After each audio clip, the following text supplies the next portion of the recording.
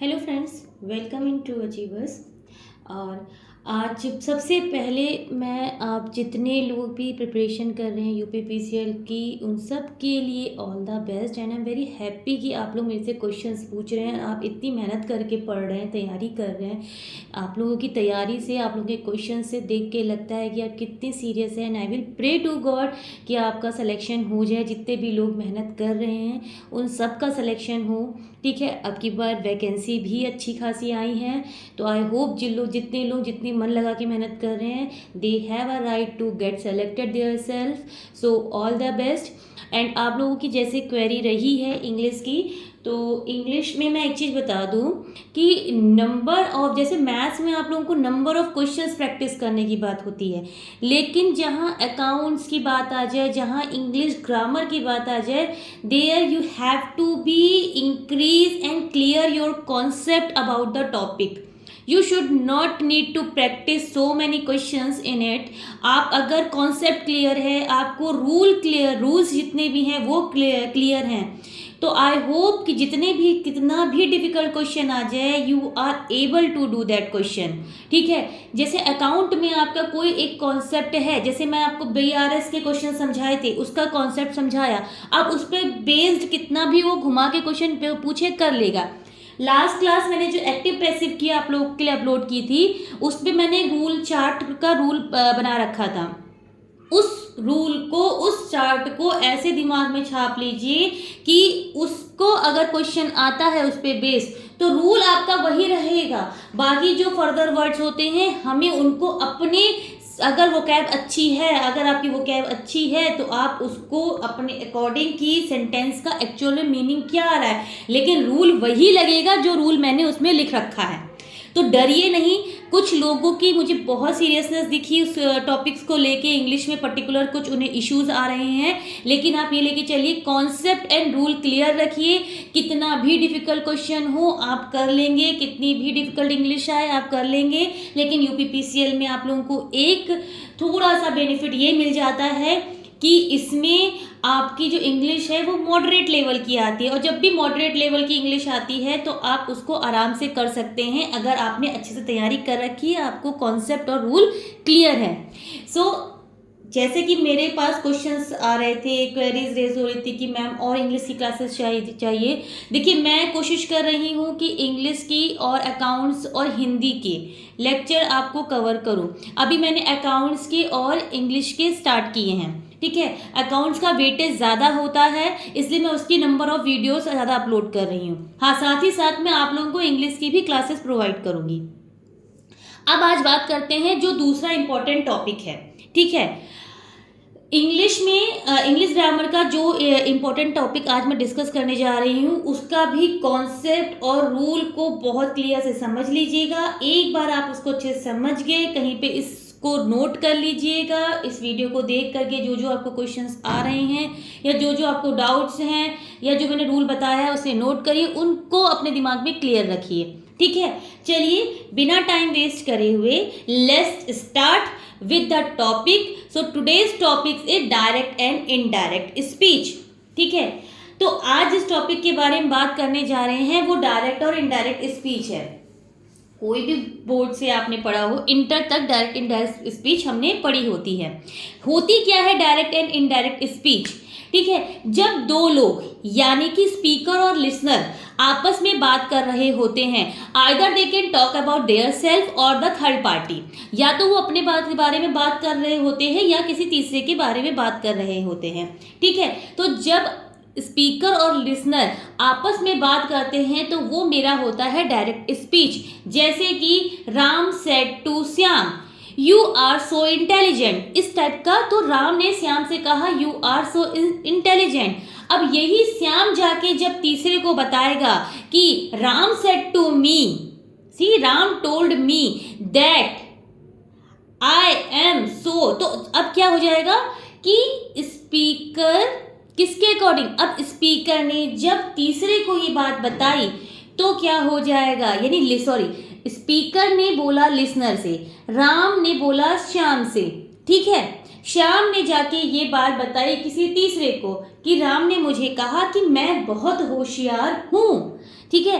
तो ये जब आपकी डायरेक्ट स्पीच क्या होती है, जब आपका स्पीकर लिसनर को बोलता है और वही सेंटेंस जब लिसनर जाके थर्ड पर्सन को बोले, तो this is called your indirect speech. अब यहाँ पे ऐसे लिखा हुआ है, for example, I love to read said Mary. Mary ने क्या कहा कि आई लव टू रीड, मुझे पढ़ना बहुत पसंद है। अब इसी को जब इनडायरेक्ट में बताएंगे तो इसका क्या हो जाएगा, जस्ट मैरी जो भी सेंटेंस तीसरे को बताएगी तो वहां पे क्या आ जाएगा, मैरी खुद को इंक्लूड करते हुए बताएगी, यानी लिसनर क्या करेगा, थर्ड पर्सन को वो स्टेटमेंट बताएगा। फॉर एग्जाम्पल, जैसे एग्जाम्पल ले लेते हैं, जॉन, इसमें लिखा हुआ John said that he loved pizza, तो क्या होगा, बोला होगा उसने, John said I love pizza. तो जॉन ने किसी से भी बोला हो, ठीक है, अब जॉन ने अपने बारे में ही बताया था कि आई लव्ड पिज्जा, तो आई किसके अकॉर्डिंग चेंज होगा, जॉन के अकॉर्डिंग चेंज होगा। तो John said that he loved pizza, मैंने सुना, मैंने जाके तीसरे को बताया कि जॉन ने बोला कि उसे पिज्जा बहुत पसंद है। तो इस तरह के जो सेंटेंस होते हैं, देखिए कॉन्सेप्ट को ध्यान रखिए, जब स्पीकर और लिसनर के बीच में बात हो, ठीक है, स्पीकर बोल रहा है, लिसनर सुन रहा है, उन दोनों के बीच की कन्वर्सेशन को हम कहते हैं डायरेक्ट स्पीच। ठीक उसी तरह जब लिसनर उसी स्टेटमेंट को जाके तीसरे पर्सन को बताता है तो उसे हम कहते हैं इनडायरेक्ट स्पीच। तो इसमें डिफरेंस भी क्या होगा, डिफरेंस वही होगा जो इतनी देर से मैं समझा रही हूँ, ठीक है। हम कोटेड किसको करते हैं, या तो हम लिसनर के बारे में स्पीकर या तो लिसनर के बारे में बोल रहा होगा, या खुद के बारे में बोल रहा होगा, या किसी तीसरे पर्सन के बारे में बोल रहा होगा, ठीक है। और लिसनर उसी सेंटेंस को जाके तीसरे पर्सन को whomsoever कोई भी हो, ठीक है, उसे जाके वही सेंटेंस बोलेगा, तो ये हमारा हो जाएगा इनडायरेक्ट स्पीच। तो डायरेक्ट स्पीच और इनडायरेक्ट स्पीच में तो सबसे पहले डिफरेंस क्रिएट हमें पता होना चाहिए, इतना पता चल गया। अब आते हैं सबसे पहले कुछ एग्जाम्पल पे। डायरेक्ट स्पीच में लिखा है I am going to the mall said Mary, Mary ने बोला मैं मॉल जा रही हूँ। अब मैरी ने किसी से भी सेंटेंस बोला होगा, अब आई किसके अकॉर्डिंग चेंज होगा, आई किसके अकॉर्डिंग चेंज होगा, मैरी के अकॉर्डिंग चेंज होगा, क्योंकि मैरी ने कहा मैं बाजार जा रही हूँ, मैं मॉल जा रही हूँ। तो Mary said that she was going to the mall. आई बात समझ में, ठीक है। आई किसके अकॉर्डिंग चेंज होता है, हमेशा आपके रिपोर्टेड स्पीच के सब्जेक्ट के अकॉर्डिंग चेंज होता है, यानी कि जो बोलने वाला है स्पीकर उसके अकॉर्डिंग हमेशा आई चेंज होता है। यू किसके अकॉर्डिंग चेंज होता है, जो लिसनर होगा उसके अकॉर्डिंग। इस बात को दिमाग में डायरेक्ट इनडायरेक्ट स्पीच में ध्यान में रखिए कि आई हमेशा स्पीकर के अकॉर्डिंग चेंज होगा, और यू हमेशा, अगर सेंटेंस में यू यूज हो रहा है, अगर यहाँ पे लिखा होता Mary said you are going to the mall, तो अब यहाँ पे सेड के बाद ना मी लिखा है ना कोई पर्सन लिखा हुआ है, तो हम हमेशा अज्यूम क्या करेंगे कि वहां पे क्या होगा, मी। तो क्या हो जाएगा, यू किसके अकॉर्डिंग चेंज होता है, लिसनर के अकॉर्डिंग। लिसनर कौन था, मी यानी आई, तो क्या हो जाता, I was going to the mall. Concept बहुत क्लियर करिएगा, इसको नोट कर लीजिए अपनी डायरी में कि आई जो है आपका जो स्पीकर है उसके अकॉर्डिंग चेंज होता है, और यू हमेशा आपका लिसनर के अकॉर्डिंग चेंज होता है। लिसनर आइदर फीमेल और मेल, अगर फीमेल है तो यू शी में कन्वर्ट हो जाएगा, मेल है तो ही में कन्वर्ट हो जाएगा, देम है तो दे में कन्वर्ट हो जाएगा। इस बात को ध्यान रखिएगा, जो भी मेरा वहां पे लिसनर होगा, ठीक है, मी, यू, ही, शी, जो भी व्हाटएवर जहां पे लिसनर जो भी लिखा होगा, यू किसके अकॉर्डिंग चेंज होगा, आपके लिसनर के अकॉर्डिंग, और आपका आई किसके अकॉर्डिंग चेंज होगा, सब्जेक्ट के अकॉर्डिंग, यानी स्पीकर के अकॉर्डिंग। क्लियर हो गया इतना, ये है बहुत बेसिक सा रूल। सेकेंड सेंटेंस देखते हैं, I will be there at 7 PM said Tom. Tom ने कहा, ठीक है, तो टॉम सेड दैट जो ये आपका ये कॉमा होता है, ठीक है, जब हम इनडायरेक्ट स्पीच बनाते हैं तो ये कॉमा दैट में कन्वर्ट होता है और ये इन्वर्टेड कॉमा हट जाते हैं। क्या होता है, ये जो आपका कॉमा है, it will converted into that in your indirect speech and inverted comma हट जाएगा तो क्या हो जाएगा, Tom said that he would be there at 7 PM। आ गया समझ में? Have you completed your homework, asked the teacher. ठीक है। अगर यहाँ पे मान लीजिए सपोज, ठीक है, मैंने इसको थोड़ा इजी रखा था सेंटेंस, लेकिन मैं आपको चाह रही थी कि थोड़ा डिफिकल्ट रखूं, पर मैंने सोचा कि पहले थोड़ा इजी बनाती हूँ। अब पर मैं यहाँ पे सोचू कवर कर लूँ। अगर यहाँ आस्क्ड की जगह सेड टू होता या सेड होता तो ये चीज़ हमेशा ध्यान में रखिएगा, जब भी आपके इनडायरेक्ट स्पीच में क्वेश्चन वर्ड यूज है, ठीक है, इंटेरोगेटिव सेंटेंसेस यूज हो रहे हैं और आस्क्ड लिखा हुआ है या सॉरी सेड लिखा हुआ है, ठीक है, तो आपका इनडायरेक्ट स्पीच में क्या हो जाएगा, डायरेक्ट स्पीच में क्या लिखा था, सेड टू लिखा हुआ है या सेड लिखा हुआ है, तो इनडायरेक्ट स्पीच में वहाँ पे आपको या तो इंक्वायर्ड करना होगा या फिर आस्क्ड करना होगा, ठीक है, इसको ध्यान में रखिएगा। एग्जाम में इसी टाइप की महीन बारीक गलतियां भी देता है एग्जामिनर, कि जो हम ऐसे एकदम नज़रअंदाज कर देते हैं, ठीक है, तो यहाँ पे क्या करना होगा, आस्क्ड करना होगा, क्योंकि हमेशा इनडायरेक्ट स्पीच में उसे चेंज करेंगे। तो द टीचर आस्क्ड, अब जब अगर आपका, इस रूल को ध्यान से लिखिएगा, ठीक है, अगर आपका सेंटेंस इंटेरोगेटिव में क्वेश्चन वर्ड से ना स्टार्ट होके हेल्पिंग वर्ड से स्टार्ट हुआ है, I think every one of you is know about the helping verb, is, am, are, was, were, has, have, had, ठीक है, will, shall, these are our helping verb, may, might, these are our helping verb. तो अगर इन सब से sentence start हो रहा है interrogative में तो आपका दैट नहीं लगेगा, इफ लगता है, इफ या वेदर लगता है, ठीक है। तो the teacher asked if the homework had been completed और नॉट, ठीक है, हैड बीन कंप्लीटेड, तो ये आपका बन गया सेंटेंस।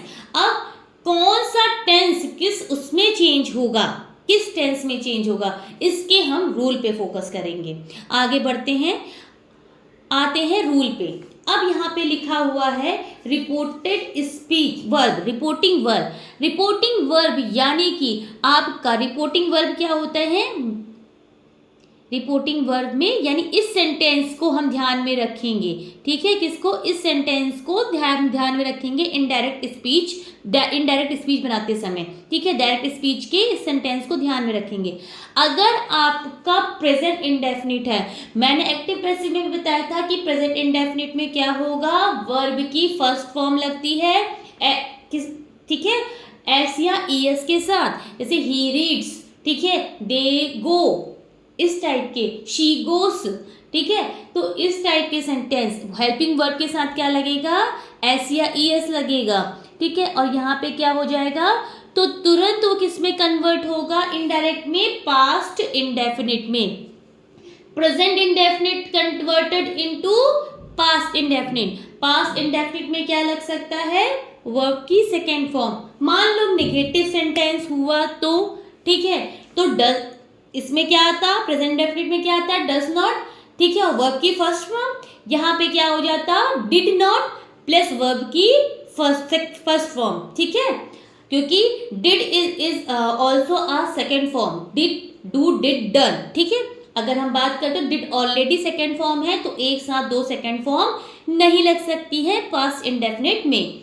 सेकेंड पे आते हैं, प्रेजेंट कॉन्टिन्यूअस। प्रेजेंट कॉन्टिन्यूअस में क्या यूज होता है, is, am, are plus verb की आईएनजी फॉर्म, ठीक है, वो किस में कन्वर्ट हो जाएगा, पास्ट इंडेफिनिट में। तो पास्ट इंडेफिनिट में क्या हो जाएगा, was oblique verb plus verb की फर्स्ट फॉर्म। आ गया इतना समझ में। यही सेंटेंस मेरा अगर प्रेजेंट परफेक्ट में है, ठीक है, यानी हैज, हैव प्लस वर्ब की थर्ड फॉर्म लगी हुई है, तो पास्ट परफेक्ट में क्या हो जाएगा, हैज प्लस वर्ब की third form, had plus verb की थर्ड फॉर्म। आगे बात समझ में, ठीक है। अब बात करते हैं प्रेजेंट परफेक्ट कॉन्टिन्यूअस पे। प्रेजेंट परफेक्ट कॉन्टिन्यूअस में has been oblique have been, यानी has have oblique plus has have में से कोई एक लगेगा। सिंगुलर होंगे तो हैज लगता है, प्लूरल होते हैं तो हैव लगता है, ठीक है। सिंगुलर में कौन आता है, आई थिंक यू नो, ठीक है, ही शी इट दिस, ठीक है, और you I we you they, ठीक है, दीज आर अवर प्लूरल, ठीक है। तो क्या लगेगा, has plus has oblique have plus been plus verb की ING form. Past perfect continuous में क्या हो जाएगा, हैड बीन प्लस वर्ब की ING form. Past indefinite, past indefinite में क्या लगता है, सॉरी यहाँ पे बाय मिस्टेक वर्ब की फर्स्ट फॉर्म लिखा हुआ है पर वर्ब की सेकेंड फॉर्म होती है। पास्ट इंडेफिनिट में क्या होगा, वर्ब की सेकेंड फॉर्म होगी और वो किस में कन्वर्ट होगा, इनडायरेक्ट स्पीच में, पास्ट परफेक्ट में। पास्ट परफेक्ट में क्या हो जाएगा, हैड प्लस वर्ब की थर्ड फॉर्म। पास्ट कंटिन्यूअस की बात करते हैं। पास्ट कंटिन्यूअस में लगता है वॉज प्लस वर्ब की was oblique verb plus verb की आईएनजी फॉर्म। तो ये किस में कन्वर्ट हो जाता है, पास्ट परफेक्ट कंटिन्यूअस में हैड बीन प्लस वर्ब की आईएनजी फॉर्म। पास्ट परफेक्ट और पास्ट परफेक्ट कंटिन्यूअस नहीं बदलता है, ठीक है। ये रहे कुछ बेसिक से रूल, ठीक है, इसको ध्यान में रखिएगा। और यहाँ पे ये जो ऑप्शन है, जो रूल नंबर 5 है, इसमें वर्ब की फर्स्ट फॉर्म लिख गया है गलती से, प्लीज़ इसे वर्ब की सेकेंड फॉर्म आप लिखिएगा, आप जहाँ पे भी नोट करेंगे, ठीक है। यहाँ पे वर्ब की सेकेंड फॉर्म आती है। अब आते हैं नेक्स्ट पे। अब कुछ एग्जाम्पल, इन्हीं रूल्स को कुछ एग्जाम्पल के साथ आपको समझाती हूँ। यहाँ लिखा हुआ है simple present to simple past. अब लिखा हुआ है द ही सेड, ठीक है, he said the boy goes home. अभी मैंने बताया था वर्ब प्लस वर्ब की फर्स्ट फॉर्म प्लस एस या ई एस लगता है। तो यहाँ पे क्या हो गया, ही said the boy goes home, ठीक। अब ही एज इट इज आ जाएगा, सेड एज इट आ जाएगा, दैट एज इट इज आ जाएगा। अब यहाँ पे मैंने क्या या तो अपने बारे में बात करता आई, या तो यू, आप दूसरे के बारे में बात करता लिसनर के बारे में, या तो थर्ड पर्सन। तो किसके बारे में बात हो रही है, थर्ड पर्सन के बारे में बात हो रही है। यहाँ पे किसके बारे में बात हो रही है, थर्ड पर्सन के बारे में। तो he said the boy goes home, तो he said that the boys, verb की कौन सी फॉर्म आ जाएगी, वेंट होम। गो की सेकेंड फॉर्म क्या होती है, वेंट होम। अब यहाँ पे बात करते हैं, अगर इसी सेंटेंस में डज नॉट लिखा होता या डू नॉट लिखा होता, ठीक है, ये लिखा होता he said the boy does not go home, तो यहाँ पे हो जाता he said that the boy did not go to home. आगे समझ में। अब आते हैं नेक्स्ट रूल पे, present continuous to past continuous. Present continuous to past continuous. Ram said I am reading a book, ठीक है, राम सेड। अब आई किसके अकॉर्डिंग चेंज होगा, मैंने क्या बोला था, स्पीकर के अकॉर्डिंग चेंज होगा। स्पीकर कौन है, Ram. Ram is a male person, तो उसके अकॉर्डिंग क्या लग जाएगा यहाँ पे, ही। तो Ram said that he was reading a book, ठीक है। आगे बात समझ में। नेक्स्ट रूल पे आते हैं, present perfect to past perfect. The girl said I have lost my pen, तो द गर्ल सेड, अब यहाँ पे कौन है स्पीकर, गर्ल यानी शी, ठीक है। तो the girl said she had lost her pen, ठीक है। आगे बात समझ में, क्या हो जाएगा, हैव का had, lost is a third form, तो यहाँ भी थर्ड फॉर्म लगती है, लॉस्ट का लॉस्ट ही रहेगा।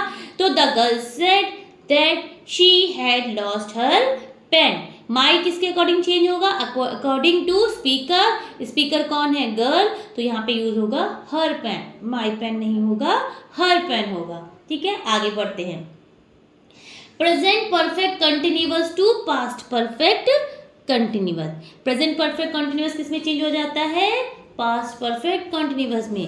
ही said Ram has been going, ठीक है, he said Ram has been going हमने क्या कर दिया, he said that Ram had been going. Rule as it is लग रहे हैं, कोई भी चीज़ जो मैंने चार्ट बताया था एज इट इज उसके अकॉर्डिंग ही लग रहे हैं रूल, ठीक है।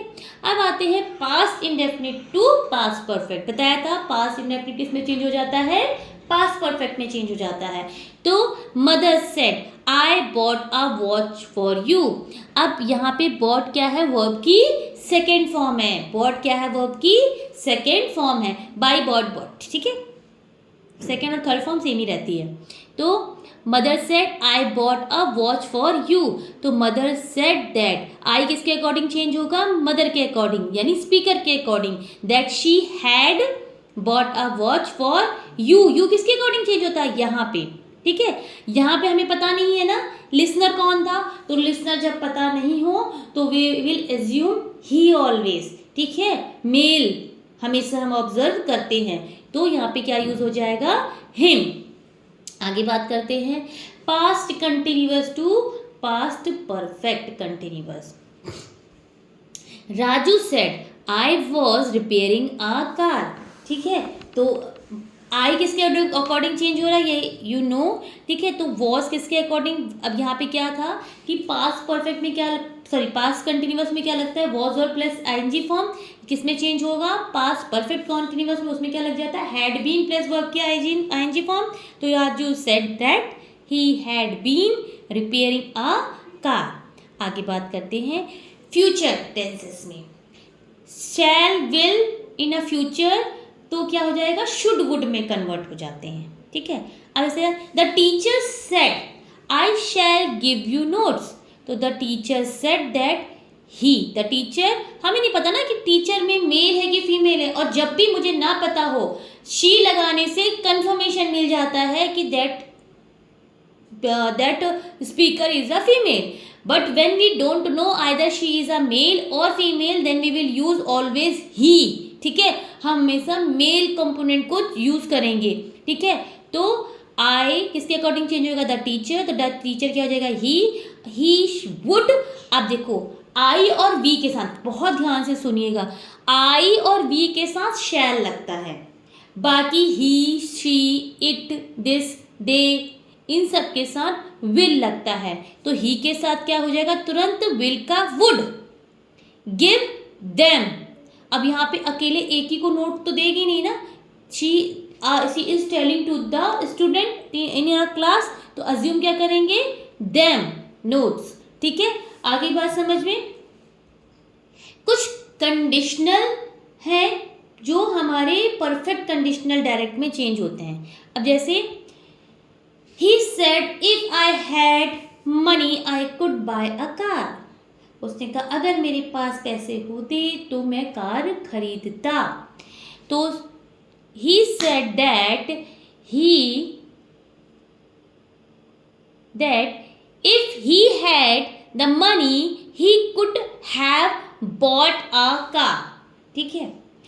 अगर पहला हमारा क्या है, हैड में है, तो हम इसे यहाँ पे क्या करेंगे, कुड हैव यूज कर लेंगे, बॉट द कार। ये कुछ कंडीशनल है, ये इस मैंने इसको रूल बता दिया, बट इस टाइप का एग्जाम में क्वेश्चन नहीं आता है, ठीक है।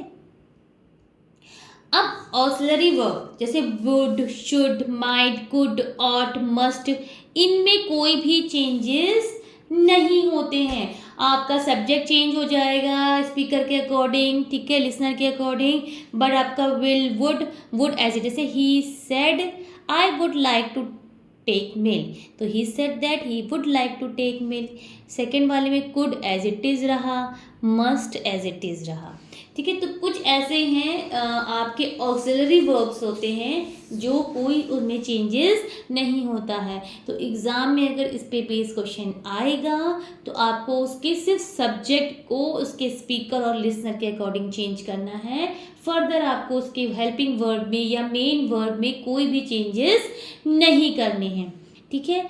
आगे बढ़ते हैं, चेंजेस ऑफ इंटेरोगेटिव सेंटेंसेस की बात करते हैं। Tony said what is Luna doing.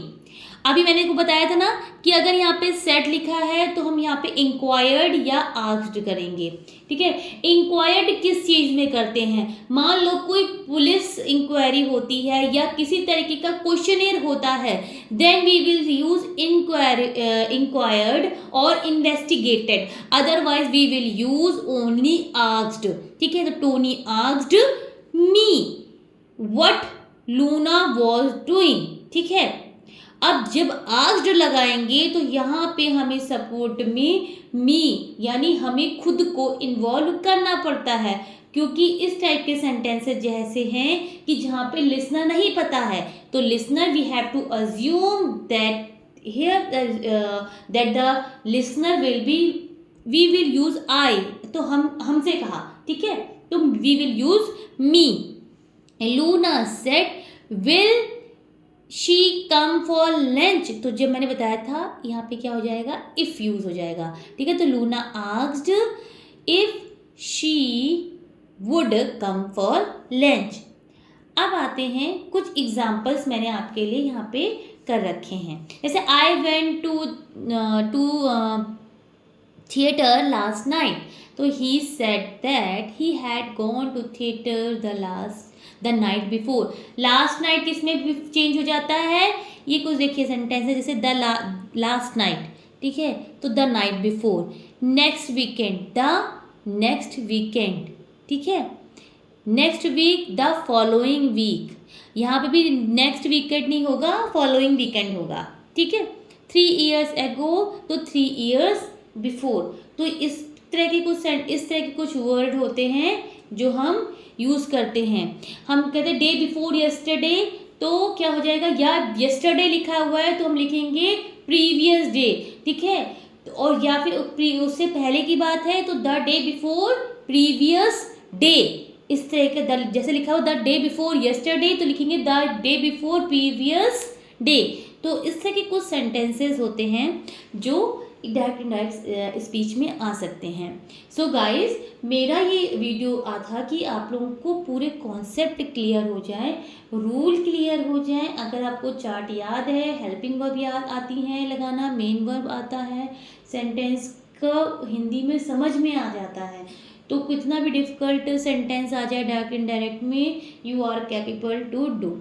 And I am very happy कि आप मेरी वीडियोस को अच्छे से देख रहे हैं, लाइक कर रहे हैं, आप क्वेश्चंस भी मेरे से पूछ रहे हैं, आप कंसर्न भी दिखा रहे हैं अपना, और आप सच में आपकी सीरियसनेस को देख के I am very happy. And it's all the best for your examination. I will pray to God that you will get selected yourself in your UPPCL assistant accountant. So all the best guys. And आपको मेरी video अच्छी लग रही है तो please like करें, share करें and subscribe करें। Bye bye.